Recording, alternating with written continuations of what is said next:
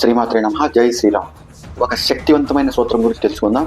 ఆ సూత్రం ఎట్లుంటుందంటే, నువ్వు ఎటువంటి చేతుబడులు నీ మీద ప్రయోగం చేసినా, వాడు తాత కానీ వాడు ఇక్కడి నుంచి ఒక 20 కిలోమీటర్ల వరకు క్షుద్రముగ్గేసినా కానీ ఆ సూత్రం ముందు అదేం పనిచేయదు. అంత పవర్ఫుల్ సూత్రం. ఆ సూత్రాన్ని రచించిన వ్యక్తి కూడా సామాన్యుడు కాదు, ఒక చిరంజీవి. ఎవరు?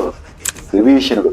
విభీషణుడే ఒక చిరంజీవి ఇంకొక చిరంజీవిని కీర్తించడం జరిగింది. ఎవరిని కీర్తించాడు?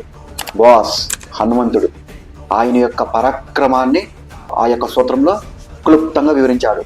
1 కాదు, 2 కాదు, 3 కాదు, 4 కాదు, రకరకాల చేతబడుల గురించి సంబంధించిన దాంట్లో రాసినాడు. డాకిని, షాకిని, మోహిని, ఇంకా ఎటువంటి చేతబడులైనా కూడా ఆ సూత్రంలో అన్ని సమకూర్చాడు. ఇవన్నీ కూడా ఏమి చేయలేవు. ఎటువంటి తంత్ర ప్రయోగం చేసినా, యంత్ర ప్రయోగం చేసినా, మంత్ర ప్రయోగం చేసినా కూడా ఈ హనుమద్ బడబానల సూత్రం కింద పారాయణం చేసినాడనుకో, వాని చుట్టూ వాడి చేసుకోవాల్సిందే ముగ్గులు. యంత్ర ముగ్గులు, క్షుద్ర ముగ్గులు వాని చుట్టూ వాడి చేసుకోవాల్సిందే తప్ప నీ వరకు వర్తించదు. ఆ సూత్రంలో ప్రస్తావించిన మహామహా వాక్యాలన్నీ నీ చుట్టూ అప్పుడే రక్షణ కవచంలోకి ఏర్పడి ఉంటాయి. అంత శక్తివంతమైనది హనుమద్ బడబానల సూత్రం అంటే. ఆషామాష సూత్రం కాదు. ఎంత భక్తి శ్రద్ధలతో, నమ్మకంతో, విశ్వాసంతో నువ్వు పారాయణం చేస్తావో నీ చుట్టూ హనుమద్ బడబానల సూత్రం యొక్క రక్షణ కవచంలోకి ఏర్పడుతుంది. ఆయన క్షుద్ర ప్రయోగం కాదు, వాళ్ళ తాతల ప్రయోగం చేసినా ఏమీ కాదు, నీ వరకు రాదు. అది హనుమద్ బడబానల సూత్రం. Thank you.